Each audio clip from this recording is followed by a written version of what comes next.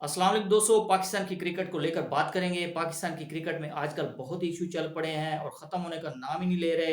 एक तो कप्तानी का इशू है, बाबर आजम जब से कैप्टन बने, शहनशाह अफरीदी कप्तानी से उतारे गए हैं, तो इसको लेकर राशिद लतीफ़ ने बहुत बड़ा बयान दिया है और बहुत दिलचस्प बात की है, तो ये आपको बताएँगे। और बासत अली ने एक बहुत बड़ी बात कर दी है उस्मान खान के बारे में, ये भी आपको बताएँगे। और इसके अलावा बाबर आजम को दी है जी सिलेक्शन कमेटी ने वार्निंग, तो वो किस बात पे वार्निंग दी है, तो ये आपको बताएँगे। तो स्टार्ट करते हैं बासत अली की बात को लेकर, तो चैनल को लाज़मी सब्सक्राइब कर दीजिएगा। जी दोस्तों, तो बासत अली ने एक बहुत बड़ा बयान दिया है। उन्होंने कहा है कि पीएसएल पाकिस्तान सुपर लीग में बड़े अफ़सोस की बात है, पाकिस्तान को इस दफ़ा कोई भी बड़ा टैलेंट नज़र नहीं आया और पाकिस्तान की क्रिकेट का ये मेयार है कि हम दुबई से उस्मान खान को मंगवाकर पाकिस्तान की क्रिकेट में खिला रहे हैं और तो कोई खिलाड़ी रह नहीं गया पाकिस्तान के पास, कोई टैलेंट नहीं रह नहीं गया पाकिस्तान के पास। तो आप इस बात पर गौर करें कि बासत अली की बात का मतलब क्या है। उनके पीछे ये मतलब है कि उनकी भी कोई मनपसंद है, उन वो भी किसी के सिफारशी हैं, तो वो किसी को खिलवाना चाह रहे थे। लेकिन अब वो बातें खत्म हो चुकी हैं मोहसिन नकवी के आने के बाद। उन्होंने सिलेक्शन कमेटी ये अक्सर चेंज करके रखती है, जो अपने फैसले करेगी। ब्रॉडकास्ट करने के बाद सिलेक्शन होगी प्लेयरों की। तो बासत अली का कहना है कि उस्मान खान को हमने लिया है पाकिस्तान की क्रिकेट में, पाकिस्तान की क्रिकेट का मेयार नहीं है, अबू ज़ैबी का खिलाड़ी है, उसको पाकिस्तान की क्रिकेट में खिलाया जा रहा है क्योंकि अबू ज़ैबी की कोई इतनी बड़ी टीम नहीं है। तो पाकिस्तान की क्रिकेट में आज वो अब वो खेलेगा, तो ये पाकिस्तान की क्रिकेट का मेयार नहीं होना चाहिए। सबसे पहली बात तो ये कि बासत अली को पता होना चाहिए कि आपने पीएसएल देखी ही नहीं। उसने 2 सेंचुरियाँ की हैं, एक 96 पर वो आउट हुआ है, ऑलमोस्ट वो 300 ही उनको कहना चाहिए। बाबर आजम के बाद उसने सबसे ज़्यादा स्कोर की है। आपको उस वक़्त नज़र नहीं आ रहा था टैलेंट। और सबसे बड़ी बात और पहली बात कि वो पाकिस्तानी है और पाकिस्तान की डोमेस्टिक खेल चुका है, उसको इधर चांस नहीं मिला, इसीलिए वो हर्ट होकर पाकिस्तान को छोड़कर दुबई गया है। उधर उसने जाकर अप्लाई किया है, वो अप्लाई करने के बाद वो उसको मिल जाना था, उधर का खेलने के लिए इजाज़त उसको मिल जानी थी। तो उसने कुर्बानी दी है, अपने कैरियर को दाँव पर लगाया है पाकिस्तान की क्रिकेट में। जैसा कि चलता है कि 1-2 मैचेस में आप फ्लॉप हैं, तो फिर आपका कैरियर ही खत्म है। तो बासत अली के लिए ये ज़रूरी है कि सबसे अच्छे क्रिकेटर हैं और पाकिस्तान ने उनको प्रायोरिटी दी है और उसने पाकिस्तान दुबई को छोड़ा है पाकिस्तान के लिए और पाकिस्तान की जर्सी के साथ वो क्रिकेट खेलना चाहता है, तो वो पाकिस्तानी है।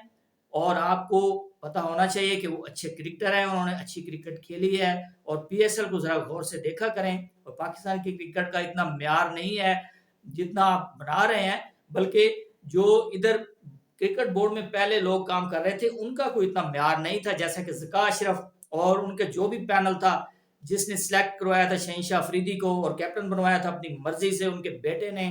तो ये था सब पाकिस्तान की क्रिकेट का म्यार। जी, तो इसके अलावा आपको बताते चलें कि राशिद लतीफ़ ने कहा है कि बाबर आजम ने बदला ले लिया है शहनशाह अफरीदी से। उनको जब कप्तानी से उतारा गया, तो उन्होंने कप्तानी की ऑफर को कबूल करके शहनशाह अफरीदी से बदला लिया है।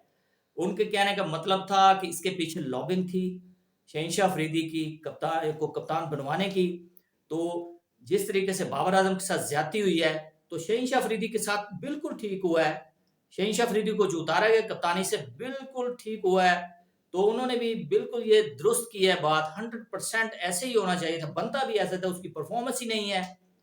जो बंदा 15 मैचेस में से 2 जीते, तो उसकी क्या परफॉर्मेंस होगी और क्या उसको चेक करना है। आपने पाकिस्तान की क्रिकेट को तबाह करना है तो चेक करवा लें। और शाहिद अफरीदी जो हैं, लॉबिंग करना, वो कह रहे थे मैं अगर लॉबिंग कर रहा होता शहनशाह अफरीदी को कप्तान बनवाने के लिए, तो मैं पीसीबी का चेयरमैन होता। कमाल है भाई, आप हो सकते थे चेयरमैन, आपकी पावर है, आपने कप्तान तो बनवा दिया अपने दामाद को लॉबिंग करके। और जो लॉबिंग फर्म आपके पीछे है, जो आपको सपोर्ट कर रहे हैं, मीडिया चैनल्स हैं और इधर पीएसएल में फ्रेंचाइज हैं, उसके जो हेड है, उसके जो मैनेजमेंट है, सभी सपोर्ट कर रहे थे शहनशाह अफरीदी को कप्तान बनवाने के लिए। बाबर आजम को उन्होंने इतनी ज्यादती की, बाबर आजम के साथ उनको कप्तानी से उतारा और फिर इनको बनवाया। और अब आप कह रहे हैं कि मैं तो कह रहा था कि शहनशाह अफरीदी को कप्तान नहीं होना चाहिए, और फिर आप ऊपर से ये बात भी कर रहे हैं। अगर अगर आपने शहनशाह अफरीदी को कप्तानी से उतारना ही था, तो आप रिजवान को बना देते, बाबर को फिर क्यों बना दिया? तो फिर भाई आपको मसला क्या है, ये तो आप बताए ना खुल के। मुखालफत तो आप कर रहे हैं, इससे आपने इस पर मोहर लगा दी कि मैं लॉबिंग भी कर रहा था। तो ऊपर से आप कह रहे हैं कि मुझे तो इससे कोई फ़र्क नहीं पड़ता, ना मैं लॉबिंग कर रहा हूँ, ना मुझे ज़रूरत थी और ना मैं चाहता था कि शहीन शाह अफरीदी कप्तानी करे। भाई वो शहीन शाह अफरीदी जो है वो कप्तानी के काबिल ही नहीं है, कैप्टन मटीरियल नहीं है वो।